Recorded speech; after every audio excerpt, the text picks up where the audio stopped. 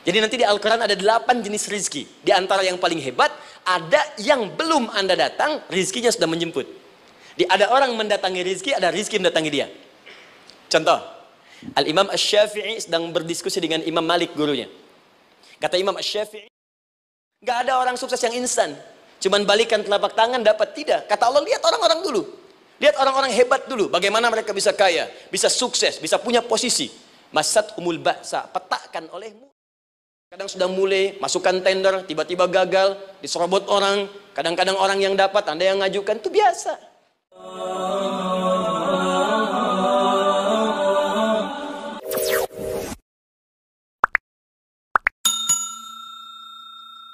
Anda berlanjut, diterangkan oleh Allah, hei, tugas suami saat mulai pertama kali menikah, maka tugas yang pertama siapkan untuk mencari nafkah. Bagaimana caranya ya Allah? Diturunkan oleh Allah. Satu, jangan takut kehilangan rezeki. Jangan pernah mencuri, jangan pernah ngambil punya orang, karena punya kamu akan saya berikan sempurna. Kamu ngambil punya orang, maka kamu akan menyulitkan diri sendiri. Itu akan dikembalikan pada yang berhak. Ya, turun Quran surah ke-51 ayat 22. Dirinci, begini cara nyarinya. Quran surah kedua ayat 168.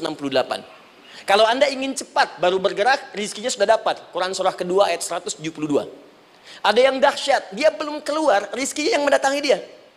Jadi nanti di Al-Quran ada 8 jenis rizki. Di antara yang paling hebat, ada yang belum Anda datang, rizkinya sudah menjemput. Ada orang mendatangi rizki, ada rizki mendatangi dia.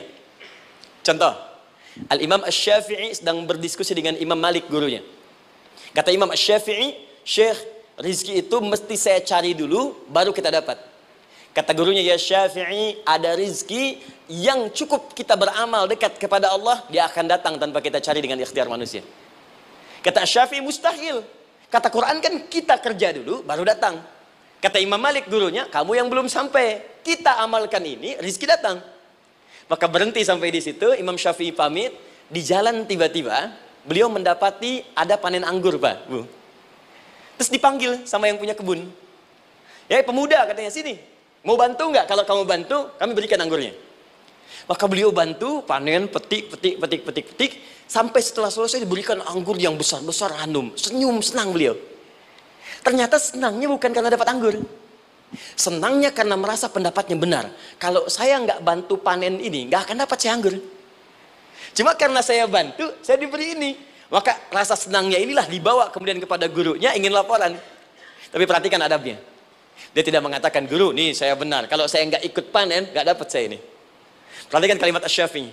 Guru, tadi saya di jalan, dipanggil oleh pemilik kebun, ikut panen anggur. Begitu saya bantu, saya diberikan anggur ini. Beliau tekankan dengan kalimat yang kencang pada kalimat, begitu saya bantu, saya dapat anggur ini. Imam Malik tersenyum mengatakan, Masya Allah Syafi'i, luar biasa. Ini siang begitu panasnya. Tadi saya mau keluar ngajar, terfikir di benak saya, Allah, kalau ada anggur yang besar-besar, enak rasanya. Tiba-tiba kamu datang bawa anggur. Ini Imam Syafi'i kerja dapat sesuatu, Imam Malik terfikir sesuatu, datang rezeki. Itu ada di Quran surah ke-7, teman-teman, ayat ke-96, paling kanan sebelah atas di mushafnya. Baik, teruskan dulu. Ya, Anda dalam mencari kerja, ingat, kalau Allah yang sampaikan pasti terjadi. Jangan dikira mudah. Kata Allah akan ada persaingan, akan ada kadang-kadang singgungan, akan ada tantangan. Maka mulai petakan tantangan apa yang akan Anda lalui saat Anda mulai mencari nafkah itu. Maka turun Quran surah kedua ayat 214, paling kanan sebelah bawah. Am hasibtum an tadkhulul jannata. Hei, apa kamu mudah begitu saja mengira akan sukses dalam pekerjaanmu? Bahkan bisa diartikan surga, ingin masuk surga. Walamma ya'tikum mathalul ladzina khalau min qablikum. Sebelum engkau diuji seperti orang sukses dulu pernah sukses. Lihat mereka. Nggak ada orang sukses yang instan. Cuman balikan telapak tangan dapat, tidak. Kata Allah, lihat orang-orang dulu. Lihat orang-orang hebat dulu. Bagaimana mereka bisa kaya, bisa sukses, bisa punya posisi. Masat umul ba'sa, petakan olehmu tantangan apa yang akan dihadapi saat engkau bekerja itu. Satu, kata Allah, ba'sun, ada yang ringan. Ya, ba's. Ba'sa, jama' dari kata ba'sun. Dua, dara'. Dia sudah menengah, jama' dari kata durun. Tiga, zilzal. Ini yang paling tinggi puncaknya. Jadi kalau Anda sudah mendapatkan ini, yakinlah, berarti Anda akan mendapatkan posisi yang tinggi. Karena mustahil orang besar diuji dengan ujian yang kecil. Zilzal, ini bagian ketiga. ba'sun, mulai. Kira-kira tantangan-tantangan ringan apa saja yang akan Anda hadapi? Ya, kalau saya contohkan misalnya dengan contoh yang lain singkat, Anda mau ke masjid, ingin konsisten, mulai hijrah, ingin dekat dengan Allah, tiba-tiba yang tadinya nggak mau ke masjid, mulai ke masjid, diuji dengan hujan. Hujan kecil, rintik-rintik, shower. Begitu hujan, orang Arab mengatakan kalau hujannya bisa lewat tanpa payung pun, orang Arab mengatakan la ba'sa. La ba'sa ini ringan. Orang kita sambungin, labas. Dari bahasa Arab, lewat. Jadi kalau Anda mau berangkat nih, siap bekerja, siap hadapi tantangan. Baru mau lewat hujan kecil, berarti itu tantangan kecil kita lewati. Macet, petakan, cari jalan yang kemudian sempurna, jalan yang kosong, buka Google-nya, buka Waze-nya, buka map-nya, cari. Jadi kalau pada yang kecil aja belum kita lewati, bagaimana mendapatkan yang besar? Anda mau ke masjid, dikasih hujan kecil. Mau berangkat gak jadi. Papa, kenapa gak jadi? Hujan mah, kan ada payung. Takut riak. Setelah itu darwa. Maaf, tantangan fisik. Kadang-kadang mulai ke fisik. Mulai mengganggu. Ya, maaf, dirincikan kemudian oleh Al-Quran. Turun Quran surah ke-21. Ayat 87 sampai 88. Kisah Nabi Yunus alaihissalam. Yunus beraktivitas, bekerja. Bukan berarti gak ada tantangan. Kadang-kadang dibawa, kadang-kadang diusir, kadang-kadang Anda dapat misalnya proyek, kadang-kadang sudah mulai, masukkan tender, tiba-tiba gagal, diserobot orang, kadang-kadang orang yang dapat, Anda yang ngajukan, itu biasa. Kata Allah itu biasa, bukan cuma Anda, yang lain pun ada. Bukankah Allah ajarkan kisah Sayyidah Hajar alaihissalam dengan Ismail? Bukankah bolak-balik naik Safa Marwah, kadang di atas, kadang di bawah, kadang lihat peluang, sampai Marwah ternyata bukan air. Terkadang Anda yang bekerja, tim yang lain yang mendapatkan, karena kerja keras Anda bisa jadi terjadi. Bukankah yang kerja keras Hajar yang dapat Ismail? Mungkin Anda yang konsep, yang dapat minyaknya orang lain.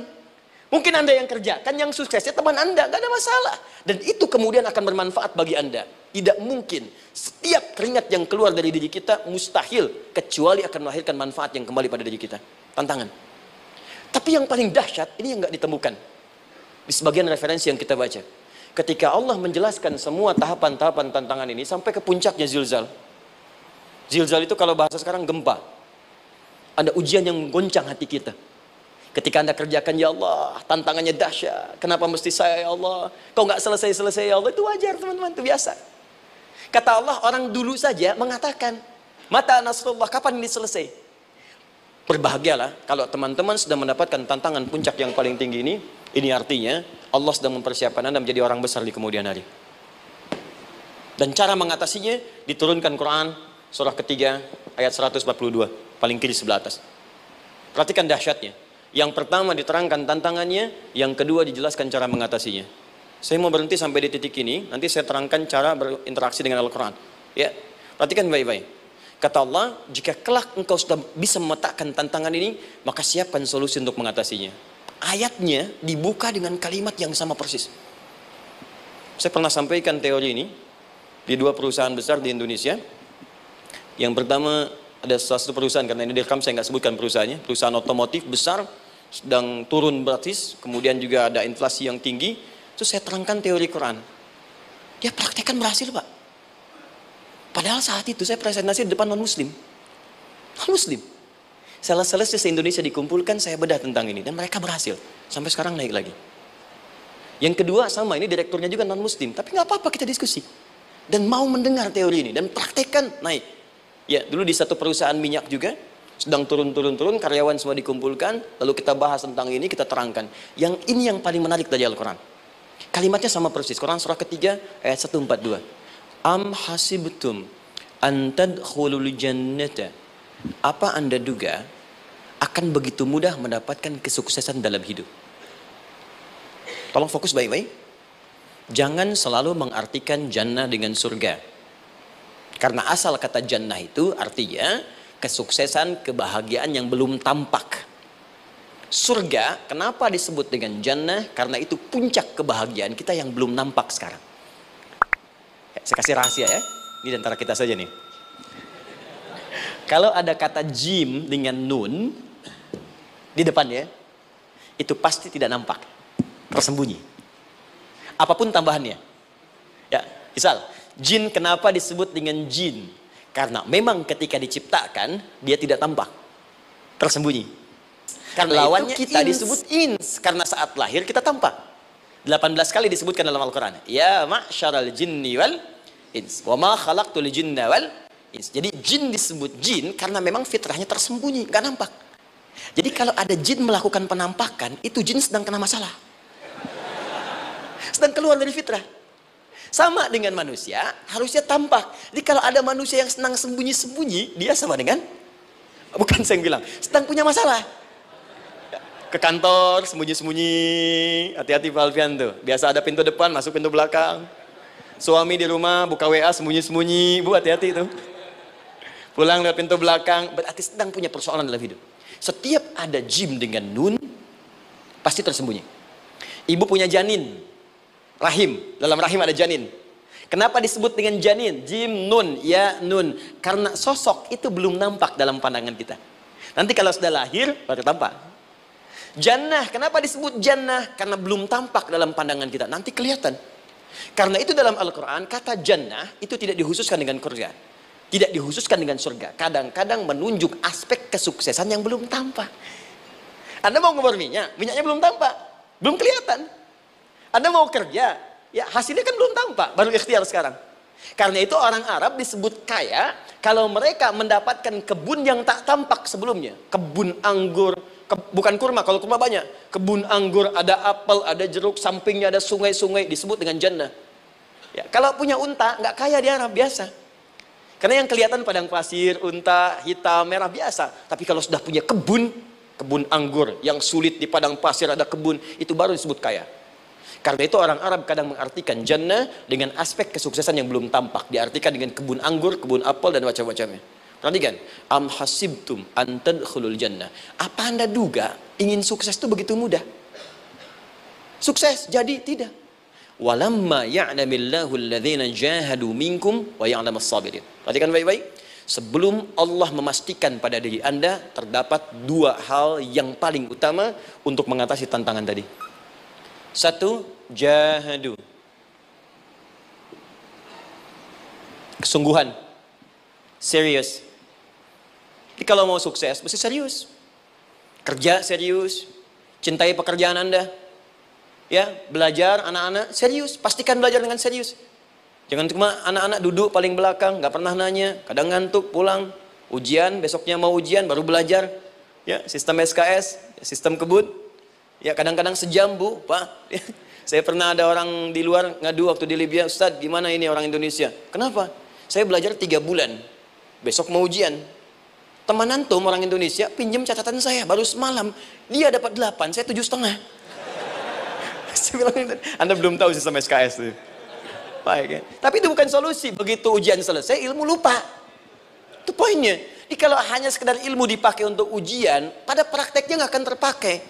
Ini banyak anak sekolah sekarang hanya belajar untuk ujian saja. Padahal kalau dipraktekkan, kadang kaitan dengan agama tinggi Bu, Pak. Fisika itu dengan agama itu tinggi. Gaya F1 sama dengan F2, gaya gerak sama dengan gaya dorong. Gaya sedikit, maka keluarnya sedikit. Pukul kencang, bunyinya kencang.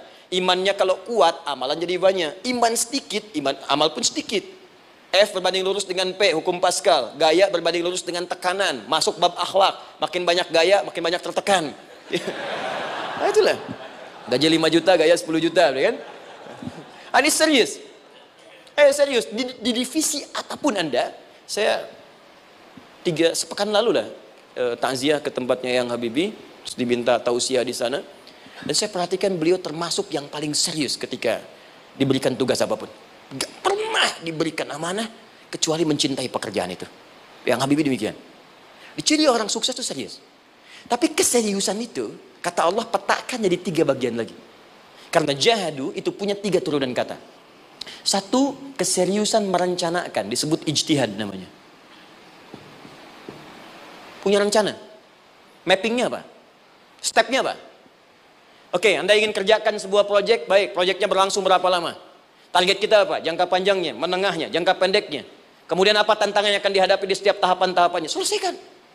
Bahkan saking pentingnya tahap perencanaan ini ditunjukkan oleh Allah langsung lewat sholat. Teman-teman masih ingat sholat pertama yang kita kerjakan setiap hari, sholat apa namanya? Subuh. Apa artinya subuh? Tuh, ini masalahnya. Ini kata Al-Quran sendiri ya, kata Al-Quran sendiri. Nanti akan ditemukan orang yang ibadah tidak paham apa yang dikerjakan dan dilakukan dalam ibadahnya. Contoh sholat. Kata Allah akan ada orang sholat yang saat sholat tidak mengerti apa yang ia baca dan ia lakukan dalam sholatnya. Jujur tanyakan pada diri kita. Sampai detik ini, dari sekian ribuan kali ruku dan sujud, berapa persen bacaan sholat yang kita pahami? Jangan-jangan kita ruku tapi nggak ngerti yang dibaca. Sujud tak paham yang diungkapkan. Bagaimana bisa khusyuk? Mustahil. Maka kembali ke sini. Kenapa sholat pertama itu disebut dengan subuh? Teman-teman, ternyata semua nama sholat dari subuh sampai isya, plus bacaan dan gerakan dari takbir sampai salam, itu bukan sekedar gerakan semata. Semua ada artinya, ada maknanya. Dan diajarkan oleh Nabi langsung. Subuh disebut dengan subuh. Ada dua kata. Satu, fajar. Quran surah ke-17 ayat 78. Inna Qur'an al-fajri kana mashhuda. Kedua, subuh di surat At-Takwir. Was-subhi idza tanaffas. Kenapa disebut fajar? Fajar itu pancaran positif, pancaran kebaikan. Jadi kalau yang baik disebut fajar. Kalau yang jelek disebut fujur. Fujur ada di Quran surah 91 ayat 7 sampai 8. Wa nafsi wa ma sawwaha fa'alhamaha fujuraha wa taqwaha. Fujur itu rambatan, gelombang buruk yang muncul dari nafsu. Ya, ditembuskan ke elemen tubuh kita. Misal gini. Tiba-tiba pengen marah. Ya, di tubuh kita mengatakan melotot, maka ini ada pancaran di hati kita nyambung kemudian ke mata. Ini rambatan dari sini ke mata disebut fujur namanya. Mau ke tangan pukul, masuk ke tangan. Itu rambatannya disebut fujur namanya. Ya. Yang baiknya disebut fajar. Ya, misal saya ingin sholat, tiba-tiba hati mengatakan sudah azan, merambat ke kaki, cepat melangkah, cepat wudhu. Nah, itu rambatannya disebut fajar namanya, atau infajar. Ini pasti ada, ya. Fujur nama lainnya nafsu. Disebutkan 115 kali dalam Al-Quran. Takwa, rambatan fajar, sumbernya takwa. Disebutkan 115 kali dalam Al-Quran. Di jiwa kita ada takwa, ada nafsu. Takwa yang dorong malaikat, disebutkan 88 kali dalam Al-Quran. Nafsu yang dorong setan, disebutkan sama 88 kali. Di setiap Anda akan mengerjakan satu hal, pasti akan yang mendorong pada yang baik, akan mencegah dari yang baik itu nafsu. Pasti itu. Pak Alpian mau tanda tangan proyek. Tiba-tiba disodorkan, Pak, ini Pak, kok begini proyeknya? Perbaiki, karena ada yang nggak beres. Tapi fee-nya lumayan Pak, 1 miliar. Nggak bisa, jiwa takwa mengatakan jangan terima Pak. Bapak mengatakan maaf, ini jari tahiyat, gak akan pernah dipakai maksiat, perbaiki, datang lagi. Ini Pak, kok sama? Fee-nya diperbaiki Pak, 100 miliar. Nafsunya mulai berkata, terima. Takwanya bilang, jangan. Akhirnya beliau katakan, tangan tahiyat gak akan pernah dipakai maksiat. Tapi tunggu, saya istighfar dulu.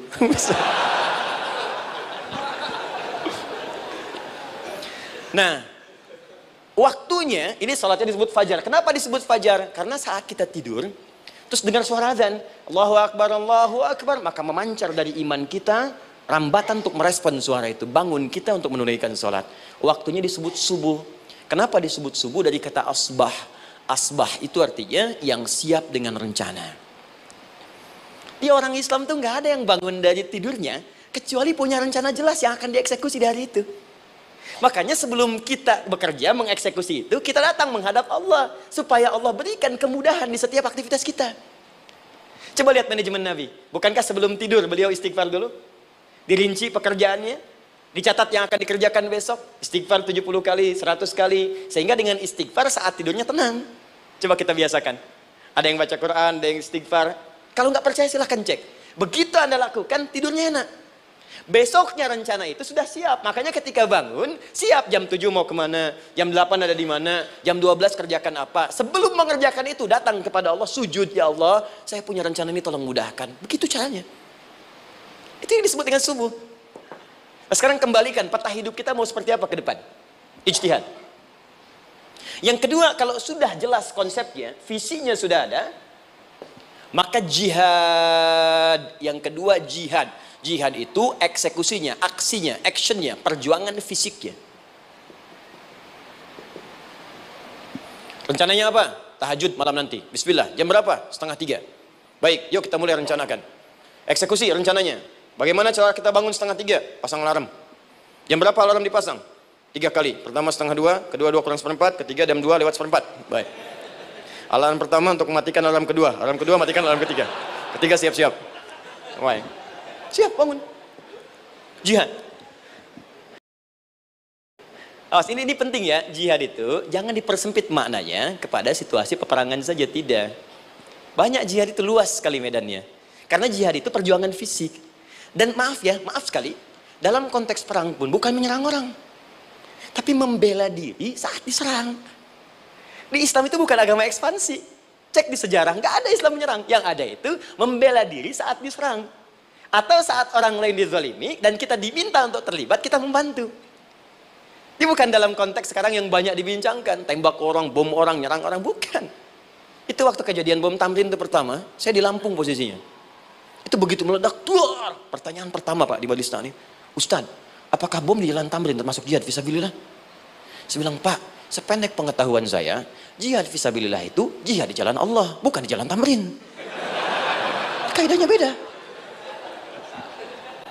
Nah, misal mencari nafkah itu jihad. Cari nafkah jihad. Quran surah keempat ayat 34, paling kiri sebelah atas. Tugas pertama ketika menikah, kata Allah, ar-rijalu qawwamuna 'alan nisa. Setiap lelaki itu diminta oleh Allah untuk mengatur bagian rumah tangganya. Jadi pemimpin di rumah tangganya. Ya bima faddalallahu ba'dahum 'ala ba'din, karena diberikan kemampuan untuk memimpin. Di pemimpin itu ada di suami. Dan ciri khas pemimpin, Bu, biasanya ciri khas pemimpin apa, Bu? Bukan tegas, bukan. Ciri khas pemimpin itu tidak mau dipimpin. Makanya kalau ada sesuatu, masukkan lewat usulan, jangan beri saran. Kalau saran susah, itu pemimpin. Baik, tapi yang paling luar biasa kata Allah, perhatikan kalimatnya indah sekali. Wa bima anfaqu min amwalihim. Saya berikan tugas untuk mencari nafkah. Ketika seorang lelaki bertugas mencari nafkah, ingat ya, konteks apapun, kalau perempuan nanti bekerja bukan nafkah poinnya. Bisa hobi, ya, bisa aktivitas, tapi nafkah kalau sudah menikah itu ada pada suami. Perempuan tidak.